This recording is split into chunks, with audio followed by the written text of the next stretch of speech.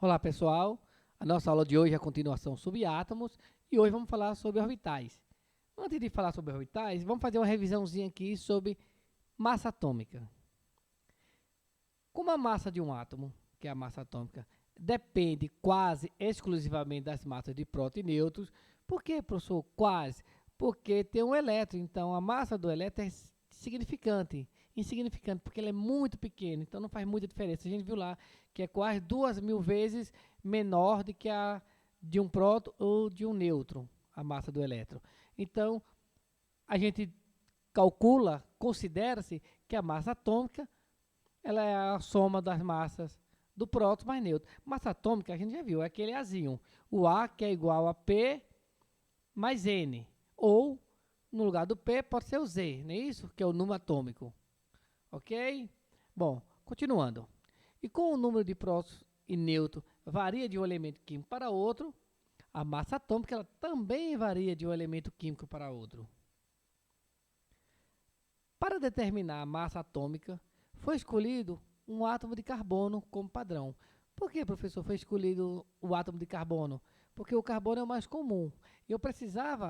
Precisava-se comparar a massa de um átomo com a de um outro átomo para saber como calcular a massa de um átomo. Então, os cientistas pegaram o carbono e colocaram o carbono como padrão para ser comparado com todos os outros átomos. E para isso, eles atribuíram a massa do carbono fosse 12. Então a massa do carbono é 12 porque foi atribuído esse 12 para ele. Para quê? Para que pudesse comparar os outros elementos químicos com a massa dele e assim ia saber qual seria a massa dos outros elementos químicos em relação à massa do carbono, que é 12 por atribuição. Bom, feita essa observação, vamos lá para a orbital. Orbitais são regiões na eletrosfera do átomo, em que é máxima a probabilidade de se encontrar um elétron nele, ou em função de onda que descreve o movimento de um elétron. Bom, gente, orbital é a casa do elétron. É a casinha que fica o elétron. O elétron ele não fica aleatoriamente, ele fica dentro de uma casinha, que a gente chama de orbital. Segundo o princípio de exclusão de Pauli, em cada orbital cabe no máximo 2 elétrons. Ó, observação, note bem. Em cada orbital cabe no máximo 2 elétrons. Então pode caber um, ou pode caber nenhum, ou não tem nenhum, não é não caber nenhum. Ou tenho no máximo 2 elétrons, ou tem um, ou não tem nenhum. Bom, mas para não ter nenhum, temos que observar em qual subnível está localizado, ok? Mais para frente a gente vai ver isso. Bom, então vamos lá. O átomo, ele tem 7 níveis, não é isso? K, L, M, N, O, P e Q. São os 7 níveis dos átomos. E cada nível desse tem os subníveis. Uns tem 1, outros tem 2, outros tem 3, que são S, P, D e F. Então vamos lá. Temos subníveis, temos os orbitais, que é as casas dos elétrons, e temos os elétrons. Bom lá. Primeiro subnível é o S. Subnível S, ele pega no máximo 2 elétrons. A gente já viu isso. Então, orbital. Orbital é esse quadradozinho aí, ó, que é a casa do elétron.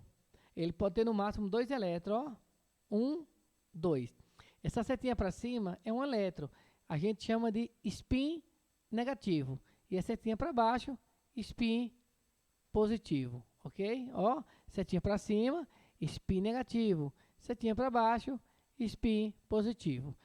Bom, no subnível S, só tem um orbital, só tem uma casinha. Por quê? Porque só pega no máximo 2 elétrons.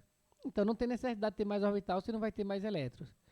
O subnível P, que pega no máximo 6 elétrons, ele tem 3 orbitais. Ó, e para distribuir os orbitais, primeiro a gente tem os elétrons nas casinhas dele, nos orbitais. Para distribuir esses elétrons, primeiro eu tenho que distribuir pelos negativos, os spin negativos. Então, 1, 2, 3. Depois que cada casinha, cada orbital tem um elétron, eu volto e vou distribuir agora os elétrons que são chamados de spin positivo, ó. 3, 4, 5, 6. Então, ó, eu tenho 3 positivo, 3 negativo e 3 positivo. Já o subnível D, ele pega no máximo 10 elétrons, então ele tem 5 orbitais. O subnível D, ele só vai ter orbital se ele tiver no mínimo um elétron. Então, se ele não tiver elétron, ele não tem orbital. Mas se ele tiver um elétron, ele já tem. Então, ó, já tem orbitais. Então, ele pode ser D1 com um elétron, D2 com 2 elétrons, D3 com 3 elétrons, D4 com 4 elétrons, D5 com 5 elétrons. Então, primeiro vamos distribuir os spins, os elétrons que chamamos de spins negativos. Como todos já têm suas casas, o negativo, vamos agora para o spin positivo. Volto para a primeira. Então, vai ser ó, o 6, o 7, o 8, o 9 e o 10. O subnível F tem no máximo 14 elétrons. Então, ele tem o quê? 7 orbitais. Porque cada orbital pega 2 elétrons, então ele tem a metade da quantidade máxima de elétrons. Então, vamos lá, distribuindo. 1, 2, 3, 4, 5, 6, 7. Olha só, eu tenho que distribuir um elétron por cada orbital. Eu não posso ter 2 elétrons no primeiro orbital e nenhum no segundo. Não existe. O orbital só pode ter 2 elétrons se não tiver mais nenhum orbital vazio. Se aquele subnível não tem mais nenhum orbital vazio, aí agora eu volto e ele pode ter o segundo elétron. Ele só pode ter o segundo elétron depois que todos já têm um elétron, ok? Então, ó, no caso, 8, 9, 10, 11, 12, 13, 14. Bom, gente, é isso aí, o orbital. O orbital é a casa onde fica o elétron. Se o subnível for S, um orbital. Se for P, 3 orbitais. D, 5 orbitais. E F, 7 orbitais. Ok? Viu como foi fácil? Bom, então vamos praticar, né? Vamos exercitar.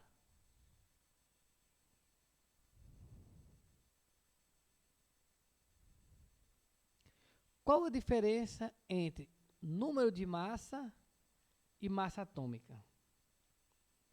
Número de massa é a soma de prótons com os nêutrons. É aquele Azinho.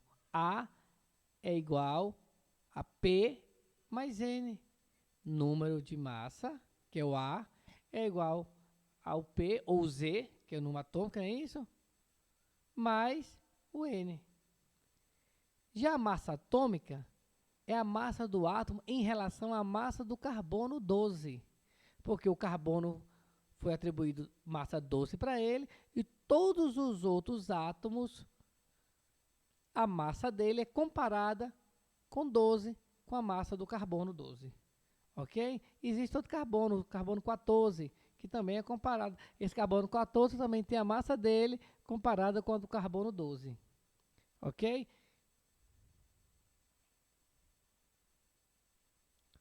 Segunda questão. O ferro e o manganês têm o mesmo número de massa, 56. Essa informação permite dizer que eles são isótopos? Gente, olha, o número de massa, eles são diferentes. No caso aí do ferro e do manganês, não é que eles têm 56. A questão afirmou que tem 56, mas não é a 56. É arredondado. Arredondado realmente são 56. Porque o ferro, se eu não me engano, é 55 e alguma coisa, e o manganês 55, alguma coisa também. Arredondando os dois, tem massa 56. Aí vem essa pergunta. Essa informação permite dizer que eles são isótopos? Vamos lembrar. O que são isótopos? Isótopos são números de prótons ou números atômicos iguais. De jeito nenhum, então eles não são isótopos. E outra coisa, os isótopos têm números de massas diferentes e números atômicos iguais. Isso ocorre quando o elemento é o mesmo. Lembra do hidrogênio, que a gente botou hidrogênio com massa 1, hidrogênio com massa 2 e hidrogênio com massa 3? Todos eles tinham o mesmo número atômico, que era 1, mas a massa dele era diferente. Então, Para que as massas sejam iguais, eles não são isótopos, e sim isóbaros. E para ser isóbaros, tem que ser elementos diferentes. Então, o ferro e o manganês, eles são isóbaros e não isótopos. Isótopos só ocorrem com o mesmo elemento químico.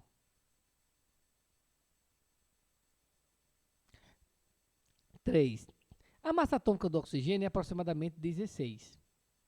Quantos átomos de carbono são necessários para se ter aproximadamente a mesma massa de 3 átomos de oxigênio?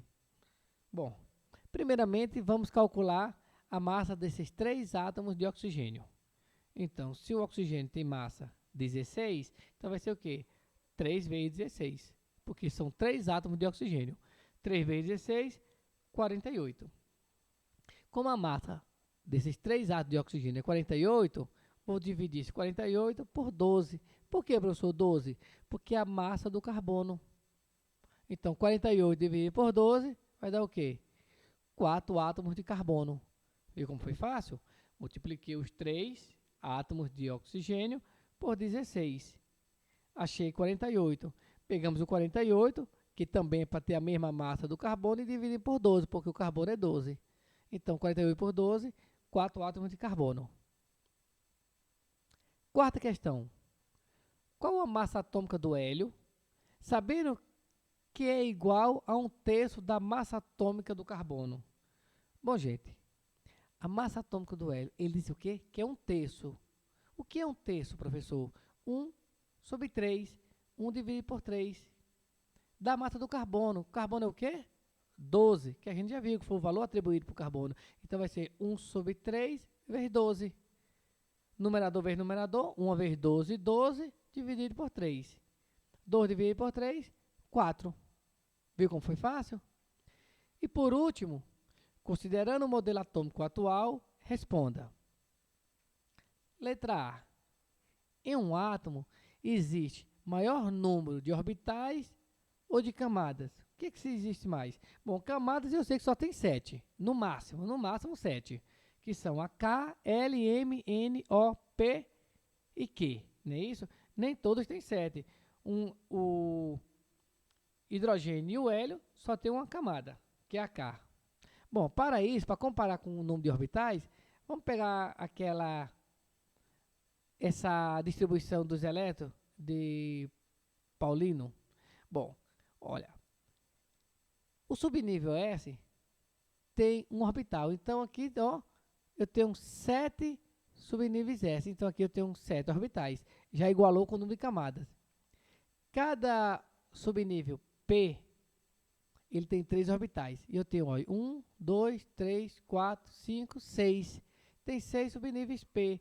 Então, 6 vezes 3, 18. Só que já tem mais 18 orbitais. Então, é claro, tem mais orbitais, existem mais orbitais do que camadas.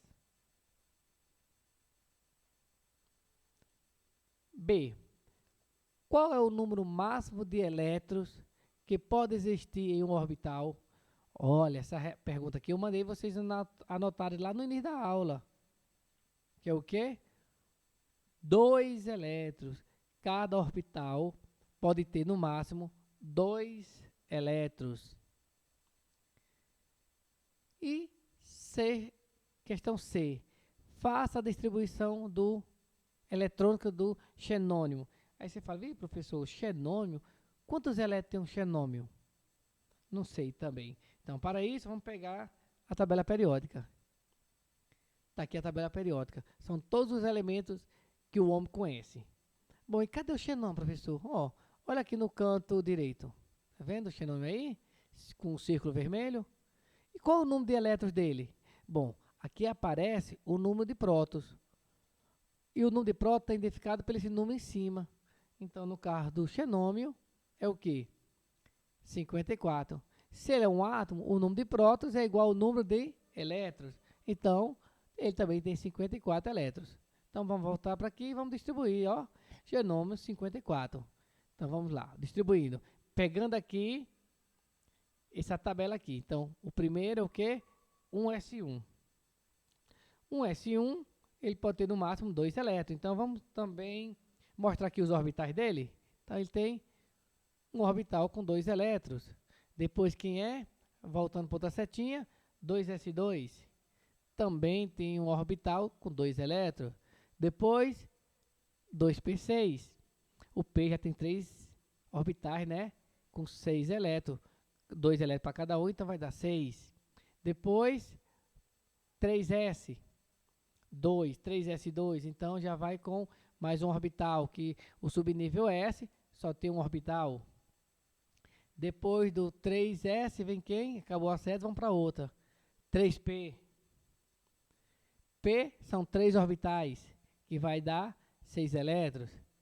Depois, 4s. 4s, o S só tem um orbital.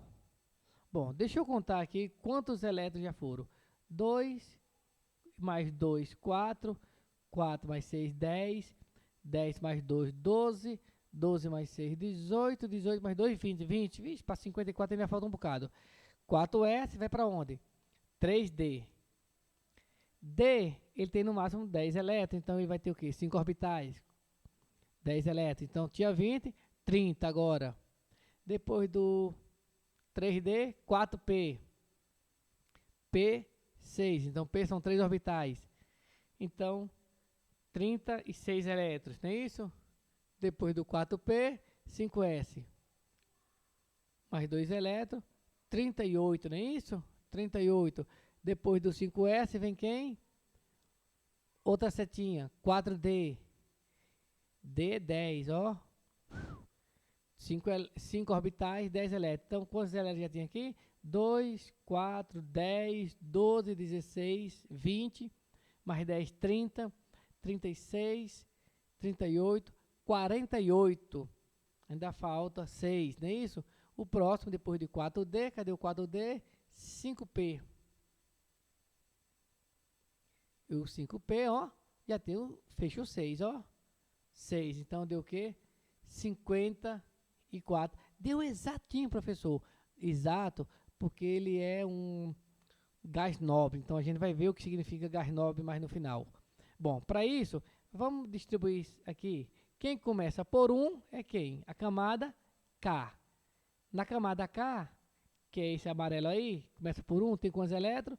2. Quem começa por 2 é a camada L. Quantos elétrons tem na camada L? Olha, 2 aqui do S, mais 6 do P, 8. 3 é o quê? É o M. Então, M, aqui, ó, tem um 2 aqui, mais 6 aqui, 8, mais 10 aqui, 18. O 4 é N. Então, aqui eu tenho 2, mais 6 aqui, 8, mais 10, 18. E o 5 é o O. Ó, tem 2 aqui e tem 6 aqui. Então, ó, 8.